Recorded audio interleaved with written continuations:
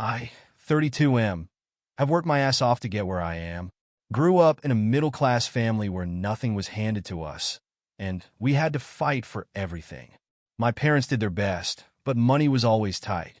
Maybe that's why I've always been the responsible one, the planner, the one who saved every penny, the one who built something for himself. My younger brother, 28M, was the opposite. He was the dreamer, as my mother liked to call him. I called it reckless. Always jumping from one job to another, living paycheck to paycheck, racking up debt, and then expecting everyone to bail him out. For years, I tolerated it. I helped him out when I could, loaned him money, never got it back, and even let him crash on my couch more times than I can count. But the moment he tried to steal my job, that's when I realized how deep his entitlement ran. It all started when I got a major promotion at work. I'd been at my company for 8 years, climbing the ladder, proving myself. Finally, I landed a senior managerial role. Higher pay, more responsibility, and most importantly, job security. My brother, on the other hand, had just been fired again, this time from a job he had for barely 6 months. Instead of reflecting on why he kept failing, he convinced himself that he just deserved a better opportunity. And apparently, that meant my opportunity. He came over one night, sat across from me, and with a completely straight face said, "You should step down and let me take your job." I laughed at first because it sounded like a joke, but he was dead serious. He went on about how he needed it more than I did, that I didn't have kids or a wife. He had a pregnant girlfriend at the time, which he somehow thought was my problem, that I had savings and he didn't, that I was being selfish by holding on to something that could save him. I told him no, firmly. That should have been the end of it. But it was just the beginning. My brother didn't take my refusal well. He scoffed, shaking his head like I was some kind of villain. "You're really going to let your own family struggle when you have the power to help?" he said, his voice dripping with resentment. "Help?" I shot back. "Handing you my job isn't help. It's insane. You're not even qualified." That was the truth. My position required experience, leadership skills, and an actual track record of responsibility, none of which he had. He barely lasted a few months at any job before either quitting or getting fired. But he wasn't listening to reason. Instead, he got angry. He ranted about how life was unfair, how I always had things easier than him, which was complete nonsense, and how he was owed this break. Then he stormed out. I figured that was the end of it. He'd cool off and move on, just like he always did. I underestimated him. A few days later, weird things started happening at work.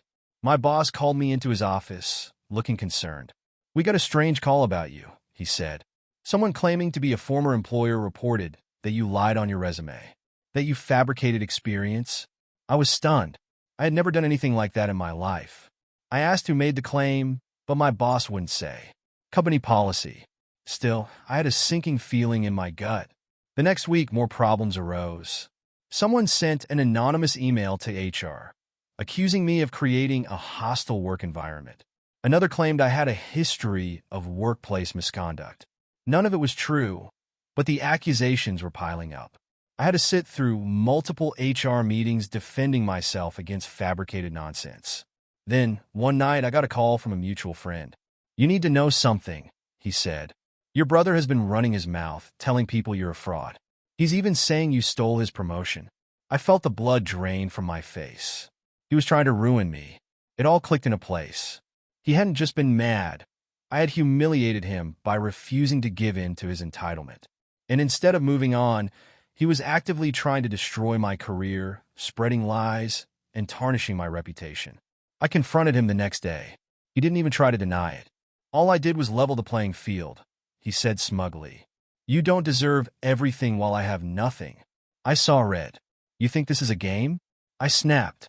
"You're messing with my livelihood. You think I'm just going to let that slide?" He smirked like he had already won. "You can't prove anything." That was his mistake. Because I could. And I did. I wasn't going to let this slide. My brother had been getting away with his entitled behavior for years, always making messes and expecting others to clean them up. Not this time. First, I started gathering proof. I reached out to my company's IT department and requested access logs for the anonymous emails sent to HR. While they couldn't give me personal details, they confirmed that the emails were sent from an account tied to my brother's personal email address. That was my first piece of evidence. Next, I went through my contacts. A few mutual friends admitted that my brother had been spreading lies, claiming I had faked my credentials and stolen his opportunity. Some of them even had text messages and voice recordings of him ranting about it. Then, I found the smoking gun, an audio clip sent to me by a friend who had been recording a conversation at a party without my brother's knowledge. In it, my brother openly bragged about how he was trying to get me fired so he could take my place. He even laughed about calling my boss with fake allegations. I took everything, the emails, the messages, the recording, and lawyered up. I filed a defamation lawsuit. In the U.S., defamation requires proof that false statements were made with intent to cause harm. I had exactly that. My lawyer sent my brother a cease and desist letter first, giving him a chance to retract his lies and apologize. He ignored it, assuming I was bluffing. So, I filed the case in civil court. When he got served, he panicked. Suddenly, he was calling me non-stop, leaving voicemails begging me to drop the case. He even tried to get our parents involved, spinning it as family shouldn't sue family. I told them exactly what he had done. My father was furious. My mother, ever the enabler, begged me to just let it go. No. He had tried to destroy my career out of pure entitlement and spite. He was going to face the consequences. In court, my lawyer shredded him. The evidence was airtight. The judge wasn't amused by his pathetic attempts to play the victim. He tried to argue that he was just venting and never expected anyone to take him seriously. That he was desperate. The judge wasn't buying it. The verdict? He lost. He was ordered to pay damages for slander and defamation, including covering my legal fees. It wasn't a life-ruining amount, but for someone who was already struggling financially, it hit him hard. And that wasn't even the worst part. My company, after reviewing the evidence, blacklisted him, meaning he would never be hired in my industry. Word spread fast. No one wanted to take a risk on someone who would sabotage his own brother's career out of jealousy.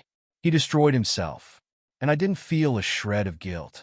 After the lawsuit, my brother's life completely fell apart. He had already been struggling, but now he was toxic. No one in our industry would touch him. Employers talk, and once his name got out as someone who had sabotaged his own family's career out of spite, he became radioactive. At first, he tried to act like it was no big deal. He bounced between odd jobs, refusing to admit that his own actions had put him in this position. But reality hit fast. His pregnant girlfriend, who had been banking on him getting a better job, dumped him, left him with a pile of debt, and a kid he now had to support alone.